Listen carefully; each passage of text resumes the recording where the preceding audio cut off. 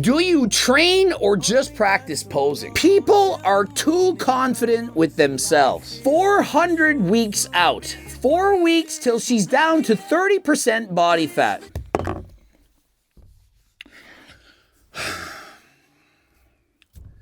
Why?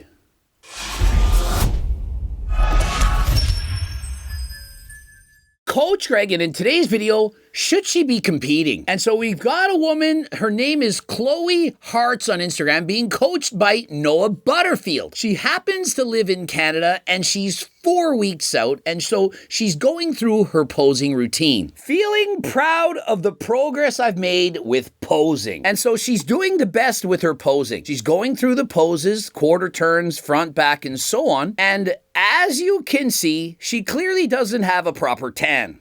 Now, remember, when they get to the stage, they're going to be tanning their physique and they're going to actually look a lot better. Also, she's 4 weeks out. Now, is she in prime condition that, in my opinion, she has a chance at winning perhaps her class or even the overall? No, she has zero chance. Her body fat percentage is probably over 30%, and to get into pristine conditioning, it probably would take her a minimum of 12 weeks or more. In my opinion, is she in fact ready to win the competition?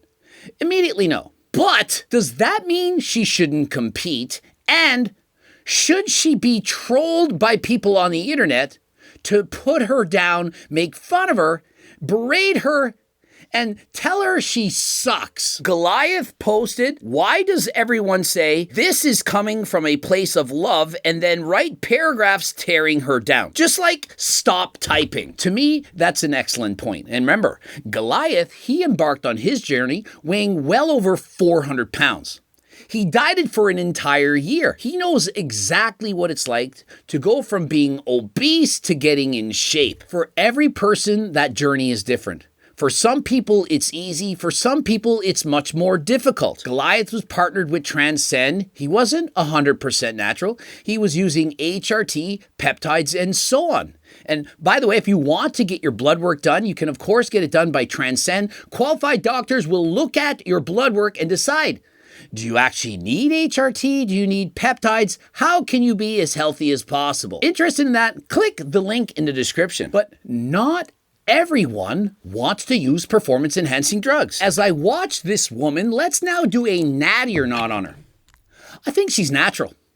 I don't think she's using Clen, T3, SARMs, steroids, nothing. I think she's doing it all by herself. Could she be better if she were perhaps taking Anavar, some Ostarine, perhaps some Clenbuterol and so on? Of course. And you know what you guys would be saying if she were to do this? Great job. You look amazing. Is this not what you would say? You're criticizing her because she perhaps has 30 pounds to lose. You're not ready for the show. You shouldn't compete. Your coach is a moron. How do you allow this girl to step on stage? Imagine the pressure that she perhaps feels to use performance-enhancing drugs because of the comments that you're making. Because she's being exploited. How is she being exploited? For what? She hires a coach and says, I want you to get me in the best shape humanly possible in 12 weeks. Coach looks at her and says, you have 50 pounds to lose. Probably take you 6 months if you actually want to win. She says, I got 3 months. Let's do the best that I can. How is that any different than people who choose to do a marathon? You know what? I'm going to start jogging for the next month. Do people write into the organization and say, hey, that person was doing a lot of walking during the marathon. They shouldn't be allowed to compete. They shouldn't be running. They can't even break 4 hours for a marathon. They have no business competing. This is moronic. I was a school teacher. I also coached special needs. And so when you have people who are trying, doing their best, what more can you ask? I'd rather have an athlete that cares, that tries, who has no chance of winning, but is giving their best shot over somebody who just wins because, well, they're a genetic freak or, yeah, they're abusing steroids. Why would you compete at something you're not ready to compete at? Why does anyone do anything? Why do people do anything in this world? Sush just completed an Ironman, took him all day, 15 and a half hours. He was drinking, partying, going to Coachella. He showed up and noticed nobody discouraged him. No one said, Sush, You're partying on the weekends? You think you're a dual athlete? You can't do the competition. And remember, 32% of the people that entered the competition, they didn't even finish. Just to step on stage, that shows you have more courage than probably 99% of the population. Most people would be too self-conscious to get up on stage in a bikini and allow the spectators to be able to judge them. She has courage. She's not going to win. I'm certain she knows this. Why not just let her compete? After all, if the only person competing was the person that knew they were going to win, competitions would be very boring. There would only be one competitor. And in every contest, somebody needs to win and somebody needs to lose. That range of bodies is what makes a show interesting. You can see what an average woman looks like versus somebody who's truly elite. And so competitions are not just for those who are truly elite, they're for everyone. There's no rule that says you have to have a chance to win in order to enter the competition. Do you train or just practice posing? If I were answering that question, I would be honest. I would say I do both. Yes, I get it. I don't have as much muscle nor as much definition as many of my competitors, but I'm doing my best. This girl, this woman, she reminds me so much of myself. Not everyone begins as being amazing. My first triathlon, do you know what I did to train for it? I would ride my bike to the local swim hole and play tag in the water and run around with my friends. I went into the competition thinking, I'm going to be pretty good. I'm pretty fit compared to my friends. Remember, I'm 13 years of age. I remember the story like it was yesterday. I had very thick glasses I can barely see, and I told my dad, I said, how am I going to know which one of the bikes there remains when I get out of the water? Remember, there's 82 competitors. He says, I'll point it out. I'll be yelling, pointing at your bike. And so I begin to swim. It's a kilometer. Swimming with your friends is a lot different than swimming a kilometer. And so when I got out of the water 5 minutes after everyone else, my dad was screaming and pointing, there's your bike. It's the only one left. I got on my bike, laughing, smiling, having a good time. And so I proceeded to ride on a bike that I borrowed because my own bike was a mountain bike. I wanted skinny tires, go faster. I passed one woman in that race. I then got to the run. We got to run 12 kilometers. She then proceeded to pass me. She caught me. I finished last, perhaps 20, maybe 30 minutes behind everyone else. I remember I was collecting Popsicle Pete points on those popsicles as I was trying to get a Super Nintendo by collecting all the points. You guys remember that? This is going way back. Should I not have been allowed to compete? I sucked. I got last place. But did anyone make fun of me? They did not. And in fact, I was used as an example. My physical education teacher back then spoke to all the different schools. He was a traveling phys ed teacher. He said, you know that Greg guy? He wasn't very good at running. We were doing running tests in school and half my class could beat me. But yet he competed in a triathlon. He did his best. He tried. The following year, I competed again. I beat one person. I never got last. I continued to train year after year after year. And guess what? When I turned 19, I won. And so is it appropriate for you to say, she can't compete? What gives you the right to tell her what she can or cannot do with her own body? If she feels comfortable and wants to set foot on stage, why would you discourage her? I don't understand this. I was a school teacher. I taught physical education for years. I wanted every athlete, every kid in that class to love sports the way I do. And so when I see somebody who loves a sport, I don't care how good or bad that they are. They could get last place, and do I care? I do not. In case you want a backstory, as if you actually need one, I don't care why she's doing it. She wants to do it. She's competing with her dad. Her dad is competing in bodybuilding. They thought it would be a great bonding experience for both of them to diet down for the same competition. This is her reason. This is her father, and he is doing a bodybuilding show, and she wanted to do something with her father. Perhaps her dad is competing to motivate her to compete with him. Hey, do this with me. Let's value health and fitness. And so by her competing and sharing her message to the world, does that not invite others to do the same? Why are we trying to block people from being allowed to compete instead of bringing them into the competition? Bravo to her. I love the attitude. I love the fact that she's going to try. And so by her competing, it'll bring in more people to want to do the same. But if they read all these comments, what do you think is going to happen to the next girl that wants to do the same? Girl is thinking, you know what? You inspired me. I want to do the same thing. She then goes and reads her comments. I don't want everyone to make fun of me. I had my personality tested and I'm a 1.8%er. I'm a commander. Very logical. I don't care about emotions. And so when y'all make fun of me for being a 5'6" manlet or saying this or saying that, I don't care. Other people, they're perhaps caregivers, like Mepsigram, and they really take offense to people saying hateful words. They care about other people view them. And so you have to understand that just because you don't have the balls to step on stage because you're fat yourself, doesn't mean that other people feel the same way as you. You can't imagine you stepping up on stage unless you have a clearly defined six-pack. You wouldn't compete unless you abuse steroids, fat burners, and so on. Other people, they don't care. They compete, they can get last, and they can move on. And so try to understand that just because you don't view the world the way she does, doesn't mean that you're right and doesn't mean that she's wrong. 4 weeks left until you start going to the gym.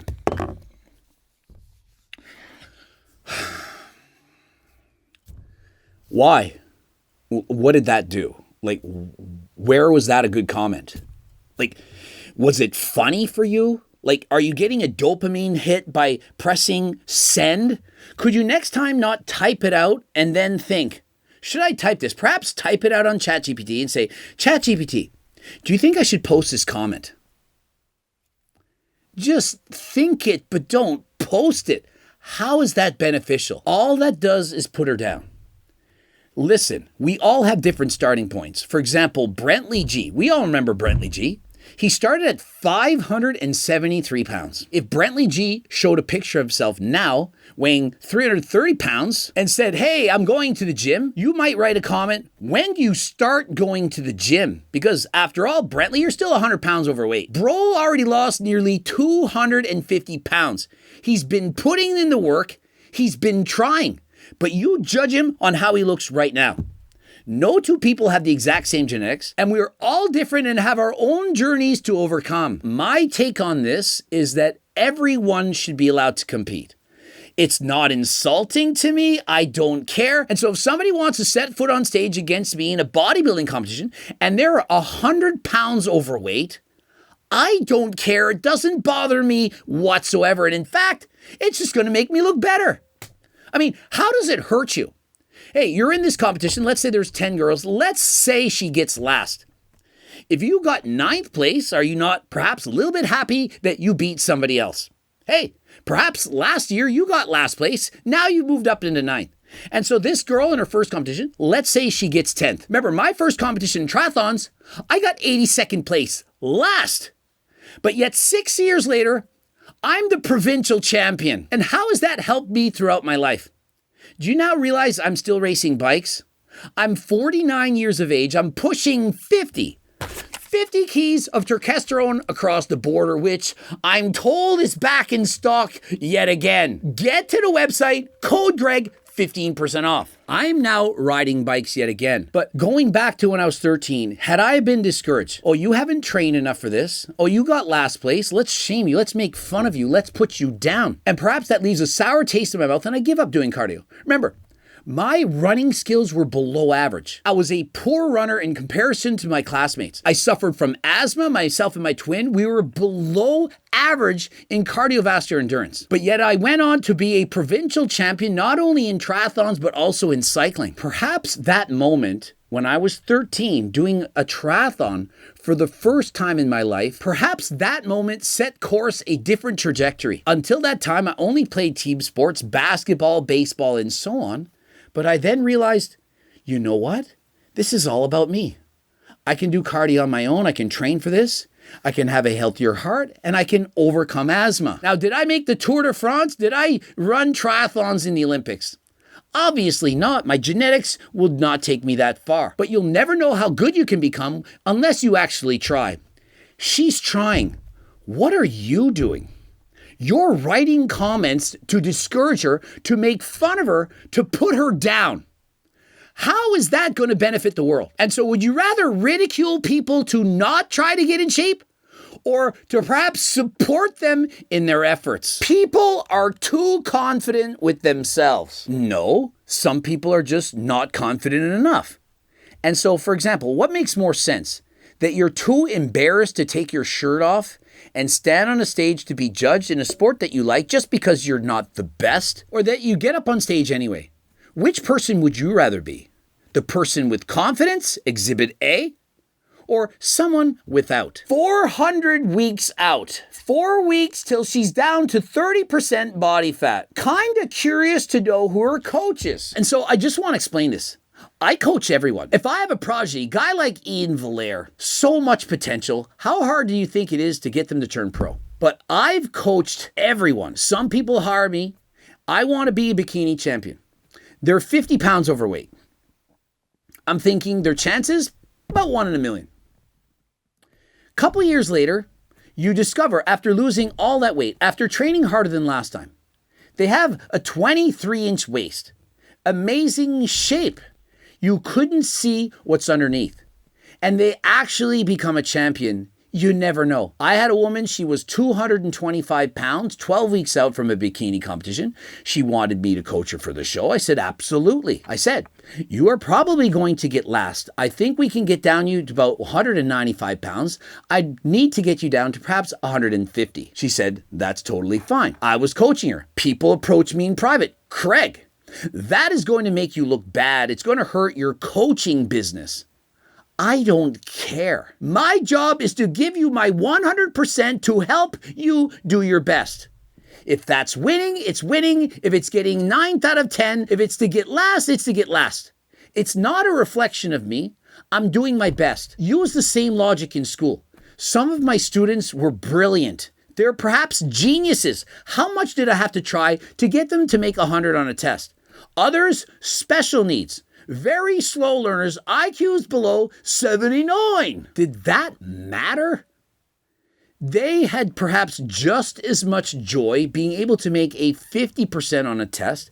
They were able to pass to grasp basic concepts. For example, 10 cents plus 10 cents, it makes 20 cents. For some people, this is very difficult. Others, it's easy. As a coach, a trainer, your job is to give them your best. You don't say no to certain people just because they don't have a look, just because they're not good enough to be coached by you. If you're a posing coach, contest prep coach, lifestyle prep coach, and you can't coach everyone, that shows that you're lacking. And remember, myself and my team, we do in fact offer coaching, and the prices have been drastically reduced. We go over blood work, training programs, diet, weekly check-ins, phone calls with Coach Greg, everything. And so anytime you have a question, text message and so on, this is included. Several packages to choose from. And so if you want to coach like Coach Greg, does the name not say it all? Coach Greg. I've coached thousands, if not tens of thousands of clients.